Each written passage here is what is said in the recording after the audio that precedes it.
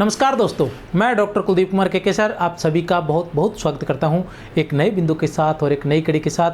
तो साथियों, आज हम जो पढ़ने जा रहे हैं वो है आचार्य रामचंद्र शुक्ल के हिंदी साहित्य का इतिहास से प्रकरण 6। और प्रकरण 6 के लिए हमने जो टेस्ट बनाया है वो है टेस्ट संख्या 12। आज जो हमारा रहेगा वो रहेगा टेस्ट 12 जो है प्रकरण 6 से। प्रकरण 6 क्या है? प्रकरण 6 है भक्ति काल की फुटकल रचनाएं। भक्ति काल की फुटकल रचनाएं आचार्य रामचंद्र शुक्ल ने अपने हिंदी साहित्य का इतिहास में आचार्य रामचंद्र शुक्ल ने अपने हिंदी साहित्य का इतिहास में भक्ति काल को 6 प्रकरणों में विभाजित किया है। प्रकरण 1 क्या है? सामान्य परिचय। प्रकरण 2 क्या है? निर्गुण शाखा। निर्गुण शाखा के अंतर्गत या निर्गुण धारा में ज्ञानाश्रयी शाखा। फिर प्रकरण 3 है वो भी निर्गुण धारा में प्रेम मार्गी सूफी काव्य। प्रेम मार्गी और ब्रैकेट में सूफी काव्य। उसके बाद आता है प्रकरण 4। प्रकरण 4 में आएगा सगुण धारा। सगुण धारा में राम भक्ति काव्य। और फिर प्रकरण 5 में सगुण धारा। सगुण धारा के अंदर क्या आएगा? कृष्ण काव्य। ठीक है ना, कृष्ण काव्य। ये होगी कितने हो गए? प्रकरण 5 हो गए। प्रकरण 6 के अंदर आपके सामने प्रकरण 6 जो है उसके अंदर भक्ति काल की फुटकल रचनाएं रहेगी। हमने जो अब इससे पहले हम जो कृष्ण काव्य करके आए थे उसमें भी हमने काफ़ी सारे टेस्ट किए हैं। यहाँ तक आते आते हमने कितने टेस्ट 12 कर दिए हैं।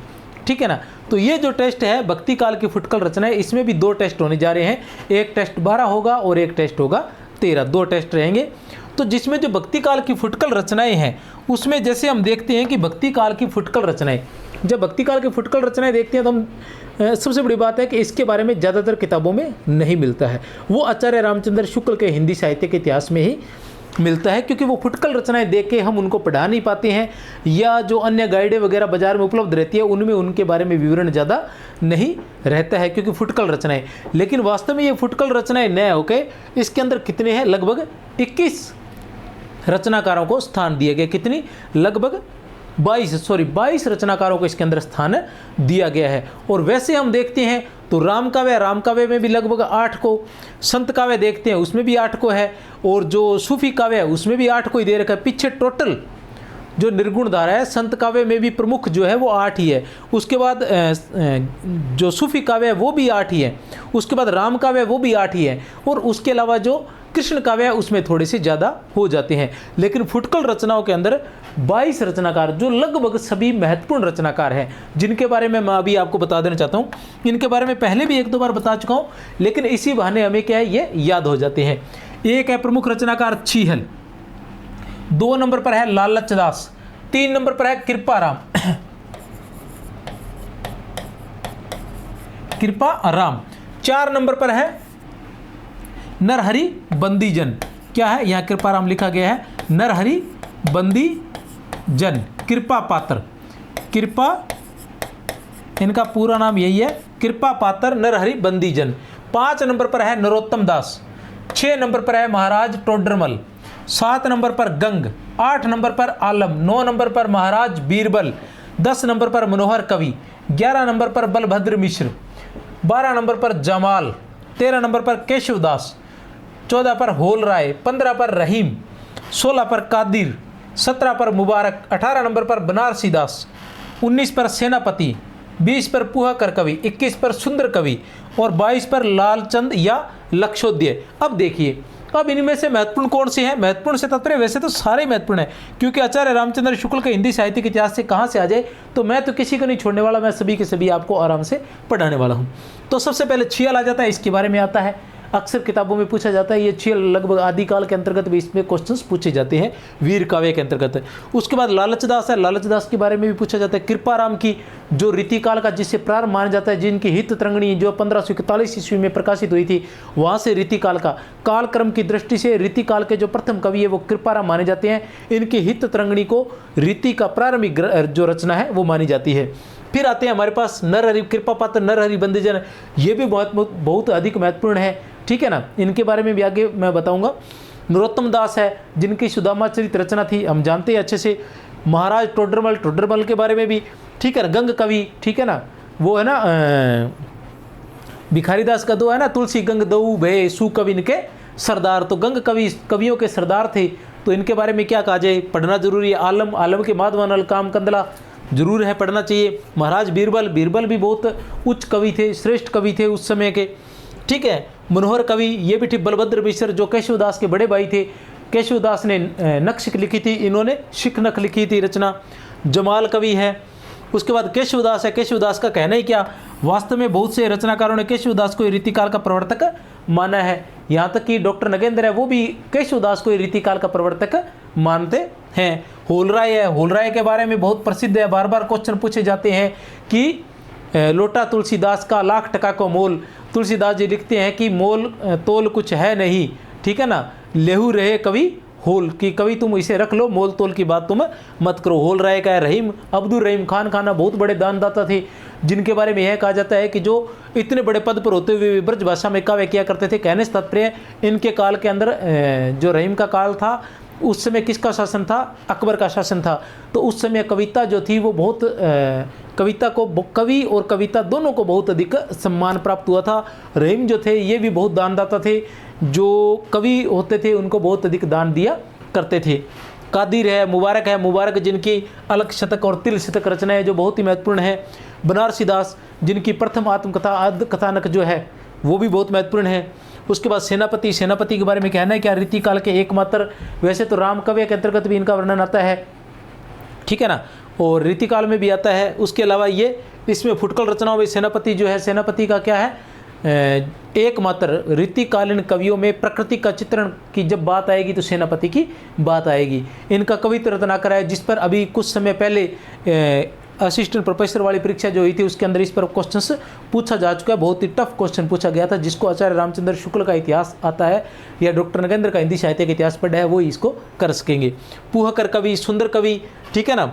लालचंद या लक्षोदय ये भी बहुत महत्वपूर्ण है। लालचंद लक्षोदय जिनके बारे में ऐसा कहा जाता है कि इन्होंने जो पद्मिनी चरित्र नाम की एक रचना लिखी थी, उसके अंदर इन्होंने क्या किया था कि जय सिंह ने जैसा व्याख्यान दिया उसके विपरीत दिया था। जय सिंह में कुछ अलग होता है, रतन सिंह के घर छोड़ के जाने का कारण कुछ अलग होता है कि जो तोता होता है वो पद्मिनी के बारे में बताता है, तब वो निकल जाते हैं पद्मिनी को प्राप्त करने के लिए घर से निकल जाते हैं। जय सिंह ने ऐसा कहा था, लेकिन इन्होंने जो रचना बताई है उस रचना के अंदर इन्होंने क्या कहा है, पद्मिनी चरित्र में ऐसा कहा है कि जो पटरानी थी, रतन सेन की जो पटरानी थी प्रभावती, तो वो प्रभावती क्या है, एक बार खाना बनाती है और जो रतन सेन है उनको खाना पसंद नहीं आता, तब जो पटरानी है प्रभावती वो ऐसे कहती है कि अगर मेरा खाना पसंद नहीं है तो जाओ किसी पद्मिनी को ले आओ, उसके हाथ का खाना खा लेना। तब रतन सेन कहते हैं कि अगर मैं राजा रतन सेन हूँ तो मैं पद्मिनी के हाथ का ही खाना खाऊंगा। तो ऐसा कहकर वो घर से निकल जाते हैं और फिर गोरखनाथ जी उनको मिलते हैं और इस तरह से वो रतन पद्मिनी को प्राप्त, वो सिंहल द्वीप का पता बताते हैं, वो सिंहल द्वीप पर जाते हैं और वहाँ से फिर पद्मिनी से विवाह करके उसे लेकर आते हैं और फिर उसके हाथ का खाना खाते हैं। ठीक है, चलो चलते हैं। ये थे भक्ति काल की फुटकल रचनाएं। कई बार बता चुका हूँ, बार बार इसलिए बता रहा हूँ ताकि आपको याद हो जाए, क्योंकि बार बार बताने पर भी याद होती नहीं है।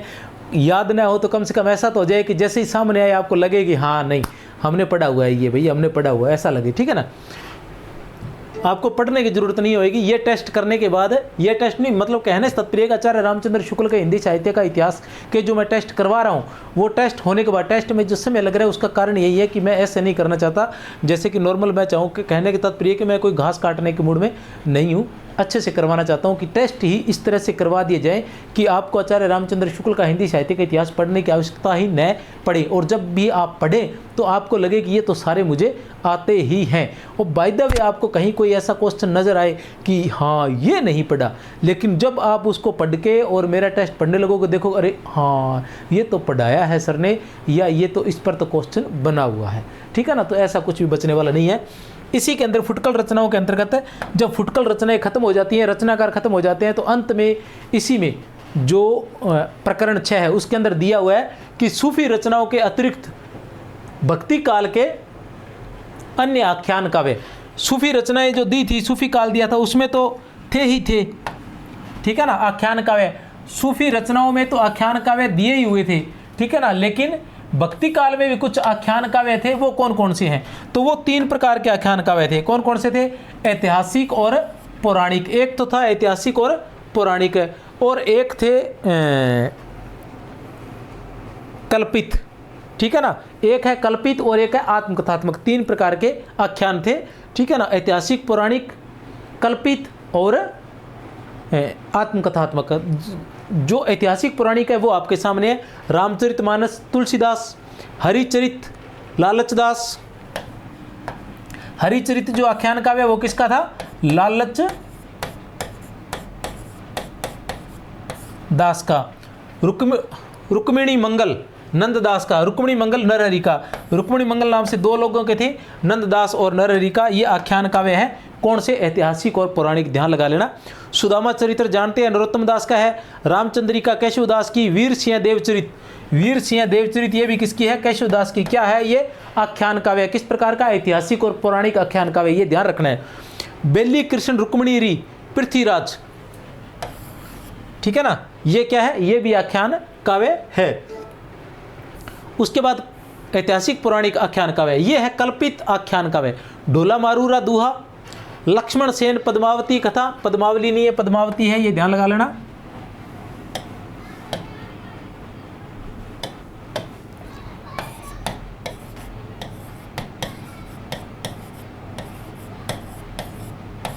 पद्मावती कथा दामोदर कवि की। सत्यवती कथा ईश्वरदास की, जानते हैं हम। माधवानल कामकंदला आलम की। रस रतन पुहकर कवि की। रस रतन जो किसकी है? पुहकर कवि की है। पद्मिनी चरित्र, ये क्या है? पद्मिनी चरित्र अभी बताया था जो लालचंद की, लालचंद या लक्षोद्य, लालचंद या लक्षोद्य जो नाम था, पद्मिनी चरित्र। कनक मंजरी काशीराम की, याद रख लेना। और आत्मकथात्मक अर्धकथानक, जो आत्मकथा पहली आत्मकथा मानी जाती है हिंदी की, बनारसी दास की, ठीक है ना, जिसे शायद पद्य में माना गया है।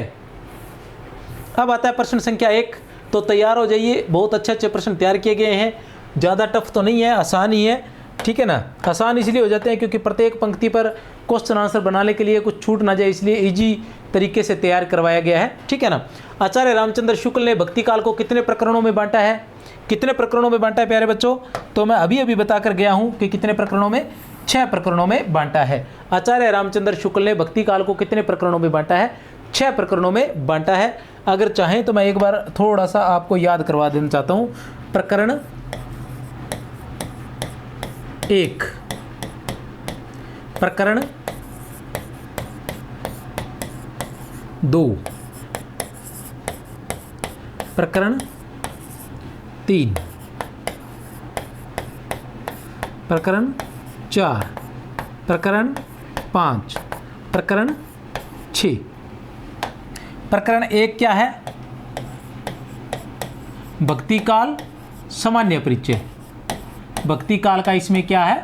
सामान्य परिचय है। प्रकरण 2 में क्या है?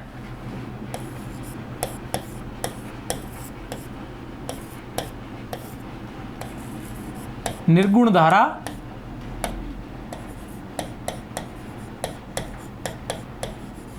ज्ञानाश्रयी शाखा। प्रकरण 3 में क्या है? वही निर्गुण धारा और प्रेम मार्गी, प्रेम मार्गी ब्रैकेट में सूफी काव्य। प्रकरण 4 में क्या रहेगा? सगुण धारा। प्रकरण 4 में क्या रहेगा? सगुण धारा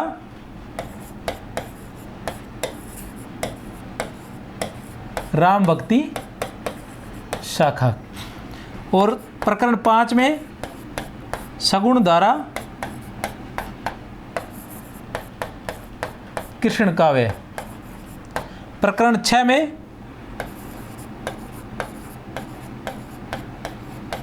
भक्ति काल की फुटकल रचनाएं, ठीक है ना। ये थे प्रकरण 6। चलते हैं आगे प्रश्न संख्या 2 पर।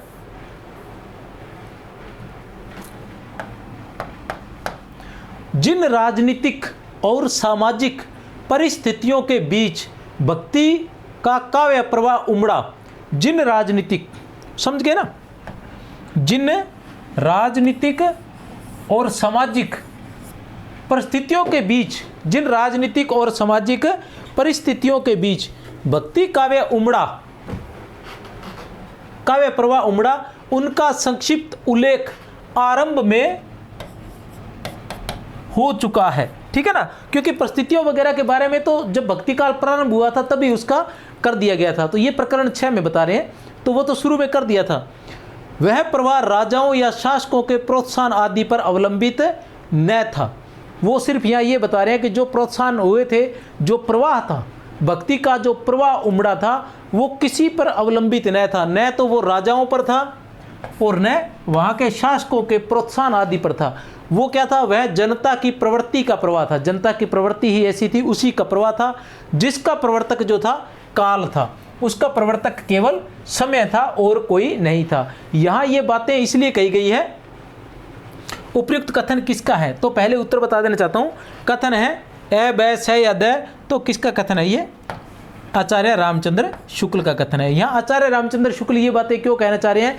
क्योंकि अधिकतर विद्वानों ने, साहित्यकारों ने ऐसा कहने की कोशिश की है कि इस काल के अंदर, भक्ति काल जो था, उस काल के अंदर किसका? अकबर का शासन था। तो अकबर जो है वो बहुत ही दयालु प्रवृत्ति का इंसान था।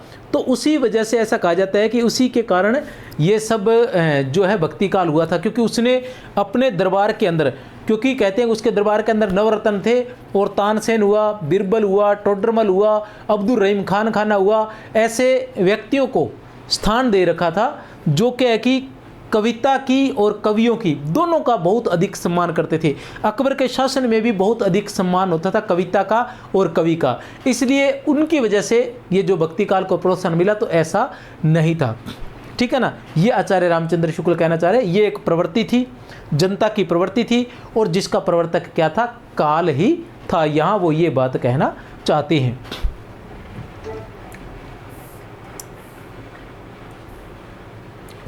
मैं आचार्य रामचंद्र शुक्ल जो बात कहते हैं, आचार्य रामचंद्र शुक्ल ये भी कहते हैं कि अकबर के कारण ये नहीं हुआ था। अकबर का नाम नहीं लेते, वो कहते हैं किसी शासक का नहीं हुआ था। अकबर के बारे में तो वो ये कहते हैं कि हाँ, अकबर अच्छा शासक था जिसने इस तरह से जो कवि और कविता दोनों को स्थान दे रखा था अपने शासन के अंदर। ठीक है ना, राज्य में।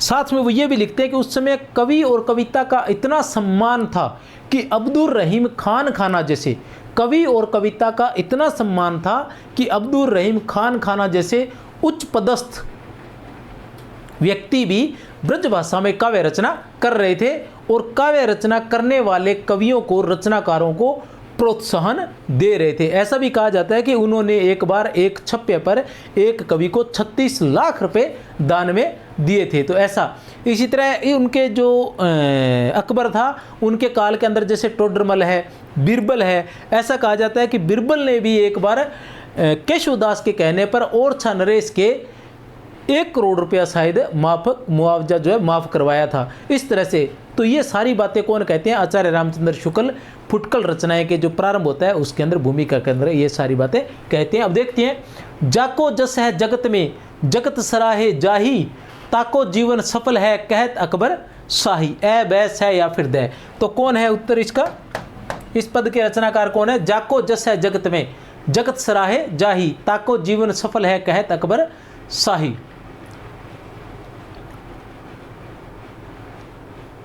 कौन है? रहीम। उत्तर क्या है? रहीम। अब्दुल रहीम खान खाना का ये पद है जिसके अंदर अकबर की प्रशंसा की गई है। और इसी पद के बारे में आचार्य रामचंद्र शुक्ल इससे पूर्व में लिखते हैं कि अकबर के काल के अंदर कवि और कविता को इतना सम्मान प्राप्त हुआ था कि अब्दुल रहीम खान खाना जैसे उच्च पदस्थ अधिकारी भी, ठीक है ना, ब्रजभाषा में काव्य रचना करने लग गए थे। ये पद जो है ब्रजभाषा का है, ऐसा इससे पूर्व में कहा गया, उसी के अंतर्गत ये पद लिया गया है। कोशिश कर रहा हूँ अच्छे से अच्छा करने की, और हर उस बात को जो आचार्य रामचंद्र शुक्ल कह रहे हैं, जिस तरह से उन्होंने कहा है उसी तरह से मैं आप सब तक पहुंचाने का प्रयास कर रहा हूं। बस थोड़ा सा कोशिश कर रहा हूं कि उसको थोड़ा सा आसान कर दिया जाए। नरहरि और गंग जैसे कवि व तानसेन जैसे गायक किसके दरबार की शोभा बढ़ाते थे? तो बहुत आसान सा है। नरहरि, गंग कवि और तानसेन जैसे गायक किसके? तो किसके? अकबर के दरबार की शोभा बढ़ाते थे, हम जानते ही हैं, ठीक है ना। निम्नलिखित में से कौन सा कथन आचार्य रामचंद्र शुक्ल का नहीं है? बाकी सारी बातें आचार्य रामचंद्र शुक्ल ने कही है, लेकिन एक ऐसा कथन है जो आचार्य रामचंद्र शुक्ल ने नहीं कहा। हृदय राम का भाषा हनुमान नाटक एक श्रेष्ठ कोटि का नाटक है। रीतिकाल के प्रसिद्ध कवि देव, सुप्रसिद्ध कृष्ण भक्त कवि व्यास जी के, जो विशाखा सखी के अवतार माने जाते हैं, वही व्यास जी के शिष्य थे। देवकृत देव माया प्रपंच, देवकृत देव माया प्रपंच भी नाटक न्याय होकर क्या है? ज्ञान वार्ता है। अब जैसे ऐसे जो कथन होते हैं ना, इनको हमें गौर से पढ़ना चाहिए, क्योंकि ये जो है, हम जैसे किसके बारे में? देव के बारे में। तो जो बातें देव के बारे में यहाँ लिखी हुई है, वो बातें जब हम रीतिकाल में जाते हैं और आचार्य रामचंद्र शुक्ल का हिंदी साहित्य का इतिहास पढ़ते हैं, तो वहाँ ये बातें नहीं मिलती है देव से संबंधित। इसलिए इस प्रकार की बातें जो दूसरे काल में जाकर किसी व्यक्ति विशेष के बारे में, किसी रचनाकार के बारे में कही जाती है, उनको आप ध्यान लगाकर जरूर रखें, और चाहें तो ऐसी बातों को वहाँ नोट कर दे। आपका रीतिकाल का जो भी नोट्स है या रीतिकाल के जो भी नोट्स तैयार किए हुए हैं, ऐसी जब भी कोई बात आए तो उन बात को आप वहाँ नोट कर दे, ताकि आपका एक नोट्स तैयार हो सके उस देव के बारे में, ठीक है ना। देवकृत देव माया प्रपंच नाटक भी नाटक न होकर ज्ञान वार्ता है। पंचसहेली गीत के रचयिता छीहल है। पंचसहेली गीत के रचयिता छीहल है, जिसका हमने सबसे पहले नाम पढ़ा था। तो कौन सा है? असंगत कौन सा है? असंगत ए है, क्योंकि आचार्य रामचंद्र शुक्ल के अनुसार हृदय राम का भाषा हनुमान नाटक, किसका? हृदय राम का भाषा हनुमान नाटक एक श्रेष्ठ कोटि का नाटक नहीं है। वो ऐसा लिखते हैं कि ये एक श्रेष्ठ कोटि का नाटक जो है वो नहीं है, वो एक तरह की ज्ञान वार्ता है। और फिर आगे वो कहते हैं कि देवकृत देव माया प्रपंच नाटक भी नाटक न होकर ज्ञान वार्ता है। इस तरह से है ये।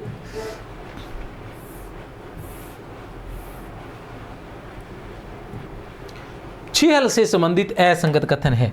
छीहल से संबंधित असंगत कथन है।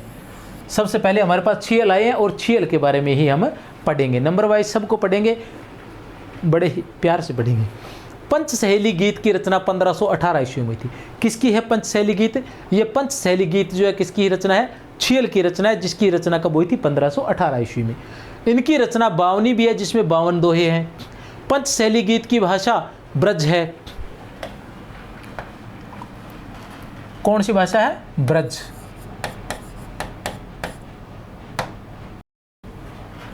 पंचशैली गीत दोहों में लिखी गई है। बताइए क्या रहेगा? ए बैस है या फिर द? क्या रहेगा? ए बैस है या फिर द? पंचशैली गीत की रचना 1518 ईस्वी में हुई थी, बिल्कुल सही है। इनकी रचना 52 भी है, बिल्कुल सही है, जिसमें 52 दोहे हैं, यह भी सही है। 52 क्या है? दोहे हैं। पंचशैली गीत की भाषा ब्रज है, ये नहीं है। पंचशैली गीत की भाषा राजस्थानी मिली भाषा है। राजस्थानी मिली भाषा है। पंचशैली गीत की प्योर ब्रज भाषा नहीं है। पंचशैली गीत दोहों में लिखी गई है। पंचशैली गीत जो है वो दोहों में लिखी गई है, बिल्कुल सही है। इनकी रचना जो 52 है वो भी दोहों में लिखी गई है, और पंचशैली गीत जो है वो भी दोहों में लिखी गई है।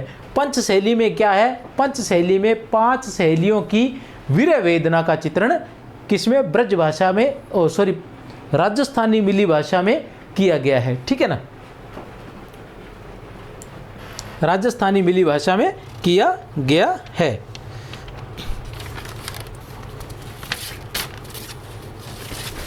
इसके बारे में आचार्य रामचंद्र शुक्ल लिखते हैं कि कविता की दृष्टि से यह जो रचना है यह अच्छी नहीं है। कविता की दृष्टि से यह रचना अच्छी नहीं है। कौन सी? पंचशैली गीत। किसकी है? छीहल की। 2 नंबर पर हमारे पास आ जाते हैं लालच दास। 2 नंबर पर हमारे पास लालच दास आ जाते हैं। बहुत ही महत्वपूर्ण है कवि। लालच दास से संबंधित असंगत कथन का चयन करना है। हमने क्या करना है? लालच दास से संबंधित असंगत कथन का चयन करना है। ये रायबरेली के हलवाई थे। इन्होंने सन 1528 ईस्वी में हरिचरित्र व सन 1530 ईस्वी में भागवत दशम स्कंद भाषा नाम की पुस्तक अवधि मिली भाषा में बनाई थी। जैसे राजस्थानी मिली भाषा में पंचशैली गीत है, वैसे ही अवधि मिली भाषा में बनाई। इनकी दोनों रचनाएं दोहों में लिखी गई हैं। भागवत दशम स्कंद भाषा का उल्लेख गारसा दत्तासी ने किया है। चलो देखते हैं क्या है उत्तर। तो उत्तर है सबसे पहले ये है कि ये रायबरेली के हलवाई थे। बिल्कुल सही है जी, लालच दास जी क्या थे? हलवाई थे। और कहाँ के? रायबरेली के हलवाई थे। इन्होंने सन 1528 ईस्वी में 1528 ईस्वी में कौन सी लिखी थी? हरिचरित्र लिखी थी। ये इनका संवत भी ध्यान रखना है आपने, सन भी ध्यान रखना है, संवत भी ध्यान रखना है, क्योंकि आचार्य रामचंद्र शुक्ल के हिंदी साहित्य के इतिहास में संवत का प्रयोग किया गया है, सन का नहीं, मैंने उनको बदल दिया है। हम संवत की बात करें तो 1528 में 57 आप जोड़ देंगे तो 8 7 15, 5 2 7 और 1 8 और 1585, संवत 1585 लिखा आएगा कि 1585 में हुई थी। तो हरिचरित्र की रचना 1528 ईस्वी में और भागवत दशम स्कंद भाषा की रचना 1530 ईस्वी में हुई थी। ये बिल्कुल सही है। इसकी जो भाषा है, इन दोनों पुस्तकों की अवधि मिली भाषा में बनाई गई है। इनकी दोनों रचनाएं दोहों में लिखी गई है? नहीं, दोहों में नहीं लिखी गई है। इनकी दोनों रचनाएं क्या है? दोहा चौपाई शैली में लिखी गई है। दोहा चौपाई शैली में किसके अंदर लिखी गई है? दोहा चौपाई शैली में लिखी गई है। भागवत दशम स्कंद भाषा का उल्लेख किसने किया है? गारसा दत्तासी ने किया है। किसने किया है? गारसा दत्तासी ने किया है। और गारसा दत्तासी ने ऐसा भी कहा है, चलो आगे क्वेश्चन आ रहे हैं।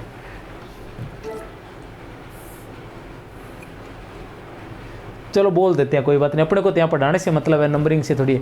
गारसा दत्तासी ने ऐसा भी कहा है, उन्होंने उल्लेख करते हुए कहा है कि जो इनकी भागवत दशम स्कंद भाषा है, इसका अनुवाद फ्रांसीसी भाषा में भी हो चुका है। फ्रेंच विद्वान गारसा दत्तासी ने कहा है कि इनकी जो भागवत दशम स्कंद भाषा जो रचना है, उसका फ्रांसीसी भाषा में अनुवाद भी हो चुका है। सकल संत कह नावों माथा, बलि बलि जेहा जादव नाथा। सकल संत कह नावों माथा, बलि बलि जेहा जादव नाथा। ए बैस है या फिर द? ए बैस है या फिर द? तो क्या रहेगा उत्तर इसका? 8 का उत्तर है ए। कौन है? लालच दास। कौन है? लालच दास।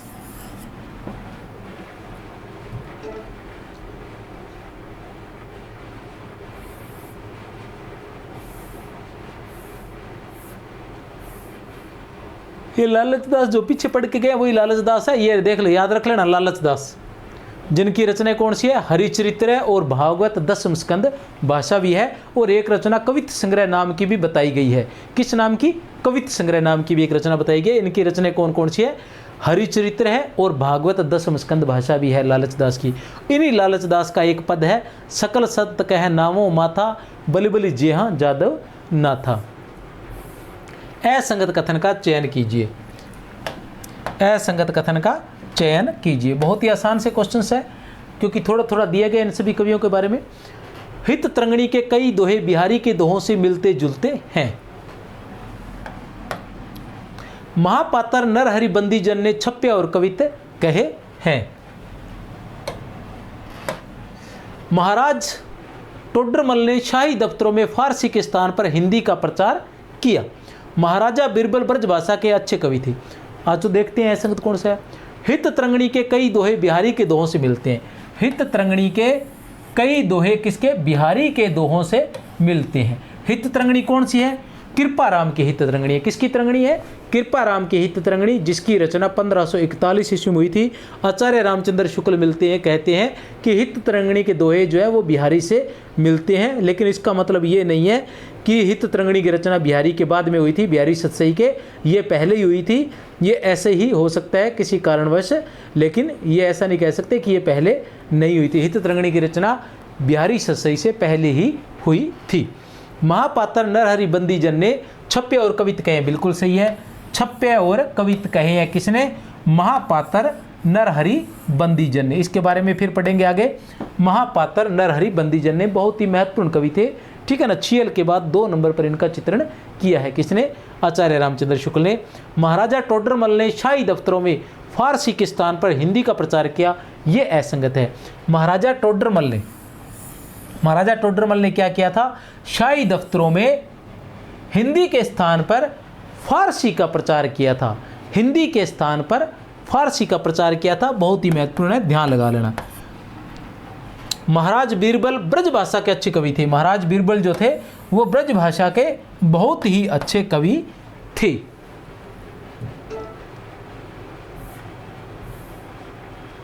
असंगत कथन का चयन कीजिए। असंगत कथन का चयन कीजिए। किसका चयन करना है? असंगत कथन का चयन करना है। सबसे पहले हमारे पास क्या है कि कृपाराम ने हित तरंगिणी नामक ग्रंथ की रचना 1541 ईस्वी में की थी। हित तरंगिणी की रचना दोहों में की गई है। महापात्र नरहरि बंदीजन को महापात्र की उपाधि अकबर के दरबार से मिली थी। महाराज टोडरमल कविता में अपना नाम ब्रह्म रखते थे। चलो देखते हैं क्या है। कृपाराम ने हित तरंगिणी नामक ग्रंथ की रचना 1541 ईस्वी में की थी। बिल्कुल सही है, ये पढ़ चुके हैं हम पहले, मैं बता चुका हूँ। हित तरंगिणी की रचना दोहों में की गई है। बिल्कुल सही है, दोहों में की गई है, क्योंकि हित तरंगिणी जैसे पीछे हम पढ़ चुके हैं कि हित तरंगिणी के बहुत से दोहे किस में मिलते हैं?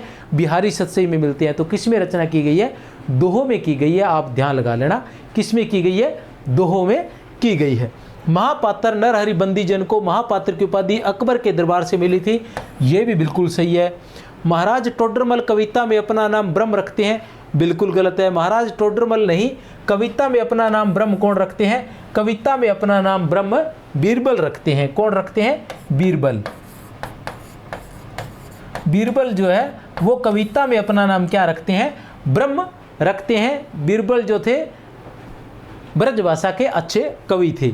बीरबल जो थे पिछले प्रश्न में हम पढ़ चुके हैं, ब्रजभाषा के अच्छे कवि थे। महाराज बीरबल से संबंधित असंगत कथन का चयन कीजिए। ये जो जी आपके मन पसंदीदा बीरबल भी आ गए। महाराज बीरबल से संबंधित असंगत कथन का चयन कीजिए। इनका नाम महेशदास था।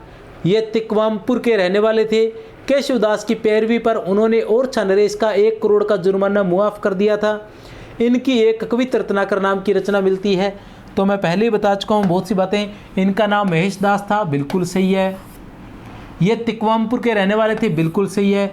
ये तिकवामपुर के रहने वाले थे। ऐसा किसकी पद से ज्ञात होता है हमें? ऐसा हमें भूषण का एक पद मिलता है जिससे हमें ये ज्ञात होता है कि ये कहाँ के रहने वाले थे? तिकवामपुर के रहने वाले थे। भूषण का एक पद प्राप्त होता है। आचार्य रामचंद्र शुक्ल के अनुसार उनके हिंदी साहित्यिक इतिहास में भूषण का एक पद दिया गया है जिनमें इनके जन्म स्थान के बारे में बताया गया है, जिसमें इनका जन्म स्थान तिकवामपुर माना गया है आचार्य रामचंद्र शुक्ल के अनुसार। केशवदास की पैरवी पर उन्होंने ओरछा नरेश का 1 करोड़ का जुर्माना मुआफ कर दिया था। बिल्कुल सही है। इनकी एक कविता रत्नाकर नाम की रचना है। बिल्कुल नहीं है। कविता रत्नाकर नाम की रचना किसकी है? सेनापति की है। ठीक है ना। बीरबल की कोई स्वतंत्र पुस्तक नहीं मिलती है। इनके कई 100 कविताओं का संग्रह है जो कहाँ है? भरतपुर में है। इनके कई 100 कविताओं का एक संग्रह है जो कहाँ है? भरतपुर में। ठीक है ना। इनके कई 100 कविताओं का एक संग्रह है जो कहाँ है? भरतपुर में है। प्रश्न संख्या 12। द्विज कन्नौज कुल कश्यपी रत्नाकर सुत धीर बसत त्रिविक्रमपुर सदा तरनी तय तनुजा तीर बीर बिरबल से जहां उपजे कवि अरु भूप देव बिहारी सर जहां विश्वेश्वर तद्रूप।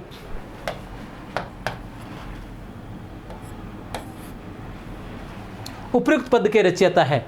उपयुक्त पद के रचयिता है ए बैस है या फिर द। उपयुक्त पद के रचयिता कौन है? उपयुक्त पद के रचयिता है भूषण। जिस पद की मैं बात कर रहा था वही यह पद है। जिस पद की मैं बात कर रहा था इसी पद के अंतर्गत किसके? बीरबल के जन्म स्थान का यह है त्रिविक्रमपुर, यानी इस तिकवामपुर। यही त्रिविक्रमपुर जिसे तिकवामपुर के नाम से जाना जाता है। याद रख लेना किसका है, क्योंकि ये जिस काल के अंतर्गत है हम पहचान ही नहीं पाएंगे कि ये भूषण का है। ठीक है ना। तो द्विज कन्नौज कुल कश्यपी रत्नाकर सुत धीर, याद रख लेना किसका है? ये महाराज बीरबल का है। और किसके लिए है ये? किसका है ये? भूषण का है। और किसके लिए? बीरबल के जन्म स्थान से संबंधित है। ये किससे संबंधित है? बीरबल के जन्म स्थान के बारे में है। दीन देखी सब दीन, दीन देखी सब दीन, एक न दीनो दुसै दुख, सो अब कहें दीन कछु नहीं राख्यो बीरबल। उपयुक्त पद किसका है? बहुत ही महत्वपूर्ण पद है। किसका है? ए बै है या फिर द, तो किसका है? अकबर का है। ये जो पद है ये कब कहा गया था? ये बीरबल की मृत्यु पर अकबर ने कहा था। बीरबल की मृत्यु पर अकबर ने ये पद कहा था। प्रश्न संख्या 14, रुक्मिणी मंगल और छप्पे नीति के रचयिता है। कौन कौन सी रचना है प्यारे बच्चों? रुक्मिणी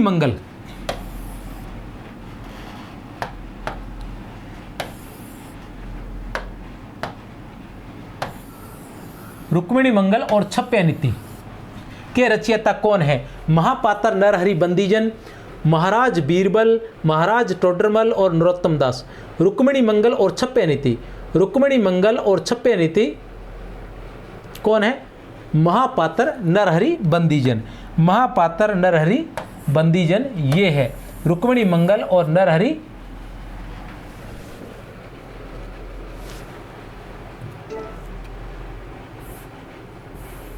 किसके एक छप्पे को पढ़कर अकबर ने गोवध बंद कराया था? किसके एक छप्पे को पढ़कर अकबर ने गोवध बंद करवाया था? ए बैस है या फिर द? ए बैस है या फिर द? तो किसके? महापात्र नरहरि बंदीजन के। महापात्र नरहरि बंदीजन के। कौन कौन सी रचनाएं थी इनकी? इनकी रचनाएं थी रुक्मिणी मंगल और नरहरि बंदीजन। रुक्मिणी मंगल और नरहरि बंदीजन। पीछे मैं किसी की रचना बता चुका हूँ, अगर किसी और की बता चुका हूँ, क्योंकि जस्ट आपने देखा है मैं बोल रहा हूँ तो मेरे दिमाग से निकल गया है। मैं कविता संग्रह नाम की एक रचना बता कर गया हूँ, मुझे ध्यान नहीं है मैं किसकी बता कर गया हूँ, लेकिन वो कविता संग्रह नाम की रचना किसकी है? नरहरि बंदीजन की है। वो रचना किसकी है? कविता संग्रह नाम की एक रचना किसकी है? नरहरि बंदीजन की है। कौन कौन सी है? रुक्मिणी मंगल और छप्पे नीति, ये 3 रचनाएं हैं इनकी। कौन सी है? रुक्मिणी मंगल और छप्पे नीति तथा एक कविता संग्रह नाम की रचना भी मानी जाती है। इनके कहने पर अकबर ने गोवध बंद कर दिया था। अरिहु दंत तीनू धरे, ताही नहीं मारी सकत कोई। हम संतत तीनू चरही, बचन उचरही दीन होई। अमृत पैनती श्रवही, बच्छ मही थम्मन जावही। हिंदू ही मधुरन देही, कटुक तुर्कही न प्यावही। कह कवि अकबर सुनो बिनवती, गौ जोरे करन। अपराध कौन मोहि मारियत, मुएउ चाम सेवी चरण। उपयुक्त पद के रचयिता है। ए बैस है या फिर द? बहुत ही महत्वपूर्ण पद है नरहरि बंदीजन का। किसका है? नरहरि बंदीजन का। तो पीछे मैं एक बात कहकर गया था कि नरहरि बंदीजन के एक छप्पे को पढ़कर, क्या है ये? छप्पे है। क्या है ये? छप्पे छंद है कि नरहरि बंदीजन के एक छप्पे को पढ़कर, ठीक है ना। नरहरि बंदीजन ने कौन कौन से पद लिखे थे? रचनाएं थी रुक्मिणी मंगल और छप्पे नीति, ठीक है ना। इसके अलावा कविता संग्रह था। तो नरहरि बंदीजन के महापात्र नरहरि बंदीजन, जो महापात्र की उपाधि है वो भी इनको अकबर के दरबार से मिली थी। और इनका एक छप्पे पढ़कर अकबर ने गोवध जो है वो बंद कर दिया था। वो छप्पे कौन सा था? वो यही छप्पे था। इसको पढ़कर अकबर ने गोवध बंद कर दिया था। ये छप्पे किसका है? महापात्र नरहरि बंदीजन। महापात्र नरहरि बंदीजन। महापात्र की उपाधि नरहरि बंदीजन को कहाँ से मिली थी? अकबर के दरबार से ही मिली थी। प्रश्न संख्या 17, तुलसी गंग दऊ भये सुकविन के सरदार।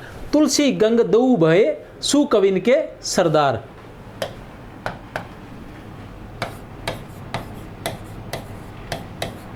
तुलसी गंग दऊ भये सुकविन के सरदार। उपयुक्त पद के रचयिता है ए बैस है या द? तो बहुत ही महत्वपूर्ण है भिखारी दास। तुलसी गंग दऊ भये सुकविन के सरदार। अब एक और बहुत महत्वपूर्ण पद आने वाला है। कबहू न भंडुआ रन चढ़े कबू न भड़वा, रन चढ़े कबू न बाजी बम्ब। कबहू न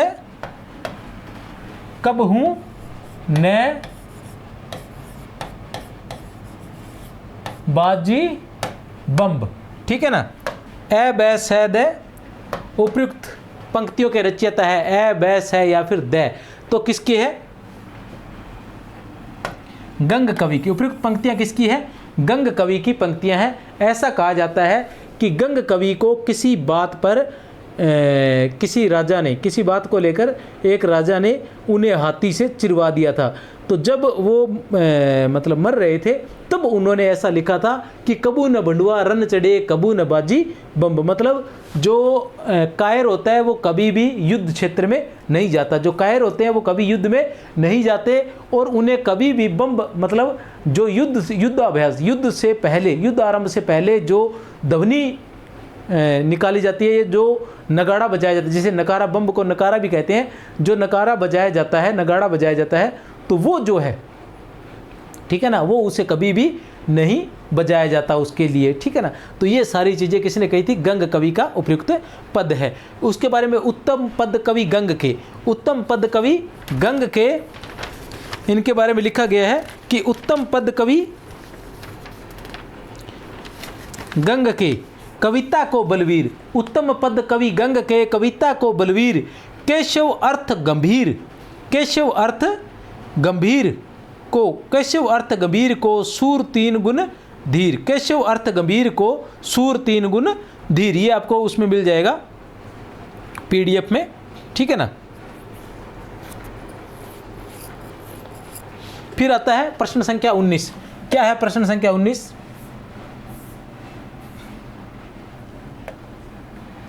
खल बलित शेष कवि गंग भन, अमित तेज रवि रथ खस्यो, खानान खान बैरम सुवन, जबी क्रोध करी तंग कस्यो। उपयुक्त पंक्तियों के रचयिता है ए बैस है या फिर द, उपयुक्त पंक्तियों के रचयिता है ए बैस है या फिर द, ए बैस है या फिर द। तो कौन है उपयुक्त पंक्तियों के रचयिता? देख लीजिए, गंग कवि। उपयुक्त पंक्तियों के रचयिता कौन है? गंग कवि। कौन है उपयुक्त पंक्तियों के रचयिता? गंग कवि है। और इन्हीं पंक्तियों पर ऐसा कहा जाता है कि अब्दुल रहीम खान खाना ने, खान खाना बैरम, खान खाना बैरम ने इनको कितने 36 लाख रुपए दान दिए थे। कितने? 36 लाख रुपए इस पद पर। प्रश्न संख्या 20।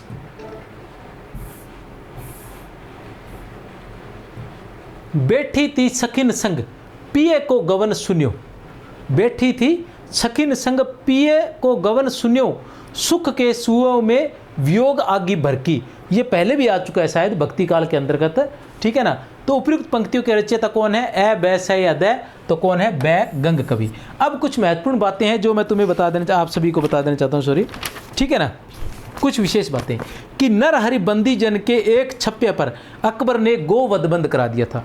नरहरि बंदी जन के एक छप्पे पर, वो छप्पे मैं बता ही चुका हूँ, जिसके अंदर अंत में ये आता है कि जो गऊ है वो तुम्हारे करण, जोड़े करण, मतलब हाथ जोड़ रही है, ऐसा कुछ आता है। और उसमें कुछ पंक्तियाँ ऐसी भी आती हैं कि जब मैं दूध देती हूँ तो न तो मैं हिंदुओं को मीठा दूध देती हूँ और न ही मुसलमानों को कड़वा दूध देती हूँ, तो फिर मुझे मारा क्यों जा रहा है? मुझे मेरा कसूर बताइए। गऊ के ये पद है नरहरि बंदी जन। तो नरहरि बंदी जन के एक छप्पे पर, नरहरि बंदी जन के एक छप्पे पर क्या हुआ था? अकबर ने, नरहरि बंदी जन के एक छप्पे पर अकबर ने गोवध बंद कर दिया था। उसी तरह गंग कवि के एक छप्पे पर रहीम ने उन्हें 36 लाख रुपए दिए थे। गंग कवि के एक छप्पे पर रहीम ने 36 लाख रुपए दिए थे। बिरबल की मृत्यु पर अकबर ने कहा था, दीन देखी सब दीन, एक न दीनो दुसे दुख, ऐसा कहा था। महाराज टोडरमल ने हिंदी के स्थान पर फारसी का प्रचार किया था। महाराज टोडरमल ने हिंदी के स्थान पर फारसी का प्रचार किया था। गारसा दत्तासी के अनुसार लालच दास की, गारसा दत्तासी के अनुसार लालच दास की कौन सी है? भागवत दशम स्कंद भाषा, भागवत दशम स्कंद भाषा का अनुवाद फ्रांसीसी भाषा में किया गया था। भिखारी दास ने कहा था कि तुलसी गंग दऊ भवे सुकविन के सरदार। गंग कवि ने कहा था कि कबू न बंडुआ रन चढ़े कबू न बाजी बम्ब। गंग कवि ने कहा था कि कबू न बंडुआ रन चढ़े कबू न बाजी बम्ब। तुलसीदास पर होल राय ने कहा था, तुलसीदास पर होल राय ने कहा था, होल राय ने क्या कहा था? लोटा तुलसीदास का लाख टका को मोल, लोटा तुलसीदास का लाख टका को मोल। तब तुलसीदास ने वापस क्या कहा था? मोल तोल कछु है नहीं, मोल तोल कछु है नहीं, लेहू राय कवि होल। उसी तरह जिस तरह ये पंक्तियां तुलसीदास और किसकी है? होल राय कवि की है, उसी तरह तुलसीदास और रहीम की पंक्तियां भी है। कैसे है? कि तुलसीदास के पास कोई गरीब स्त्री आई थी या कोई भी गरीब आया था अपने बेटी का ब्याह करने के लिए, तो उन्होंने एक पर्ची लिखकर रहीम के पास भेज दिया था। रहीम दानदाता थे, अभी बता चुका हूँ, 36 लाख रुपए दान किए थे। तो उन्होंने लिखकर भेजा, सुरतीय नरतीय नागतीय सब चाहती अस होए। सुरतीय नागतीय, ठीक है ना, सुरतीय नरतीय नागतीय सब चाहती अस होए, ठीक है ना। तब मतलब सभी ऐसा चाहते हैं। तब रहीम ने लिखकर भेजा था कि गोद लिए तुलसी फिरे, गोद लिए हुलसी फिरे, तुलसी सो सुत होए। क्लास लंबी होने से थोड़ा हो जाता है। इसी प्रकार मुबारक कवि की कुछ रचनाएं थी, जैसे महत्वपूर्ण है अलग शतक और तिल शतक, अलग शतक और तिल शतक। इसी प्रकार गंग कवि के एक छप्पे पर अब्दुल रहीम खान खाना ने 36 लाख रुपए दिए थे। ये कुछ महत्वपूर्ण बातें हैं। उसी तरह पुहकर कवि को जहांगीर ने किसी बात पर आगरा में कैद कर लिया था। पुहकर कवि जो थे उनको किसी बात पर आगरा में जहांगीर ने कैद कर लिया था। तो उन्होंने वहीं आगरा की कैद में ही रस रतन नाम की एक रचना लिखी थी। पुहकर कवि ने रस रतन नाम की एक ग्रंथ लिखा था 1616 ईस्वी में। फिर जहांगीर ने इससे खुश होकर उनको आज़ाद कर दिया था। इस ग्रंथ में रंभावती व सूरसेन की प्रेम कथा कई छंदों में, जिसमें प्रमुख दोहा और चौपाई है। लालचंद या लक्षोद्य की पद्मिनी चरित्र 1643 ईस्वी में, लालचंद या लक्षोद्य की एक रचना थी जो 1643 ईस्वी में आई थी, जिसका नाम था पद्मिनी चरित्र, जिसके बारे में बता चुका हूँ कि राजा रतन सेन के घर छोड़कर जाने की जयसी से अलग कथा है। जयसी की में तो क्या था कि जो सुआ है, ठीक है ना, वो क्या करता है, हीरामन सुआ जो है वो उसको बताता है कि पद्मिनी कितनी सुंदर है, उसका वर्णन करता है, इसलिए वो पद्मिनी को प्राप्त करने जाता है। लेकिन ये जो पद्मिनी चरित्र है इसमें क्या होता है कि जो पटरानी होती है प्रभावती, वो भोजन बनाती है और वो भोजन पसंद नहीं आता, तब वो प्रभावती उनको ताना मारती है कि अगर मेरे हाथ का पसंद नहीं है तो कोई पद्मिनी ले आओ, उसके हाथ का खा लेना। तब राजा रतन सेन कहते हैं, क्या कहते हैं कि राणो तो हूँ रतन सी, राणो तो हूँ रतन सी, पर्णु पद्मिनी पद्मिनी नारी, पर्णु पद्मिनी नारी। कहता मैं राणा रतन सिंह तभी कहलाऊंगा जब पद्मिनी नारी को ही विवाह करके लाऊंगा। इस तरह से वो घर से निकल जाते हैं और फिर पद्मिनी से विवाह करके आते हैं। तो उम्मीद करता हूँ आपको क्लास पसंद आई होगी, और अगर वास्तव में अच्छी लगी है तो शेयर अवश्य कर देना, ठीक है ना। और लाइक एक तो बनता है, एक लाइक कर दिया करो, मैसेज अवश्य किया करो। जय हिंद, जय भारत। बहुत अधिक मेहनत की जा रही है, बहुत बहुत शुभकामनाएं।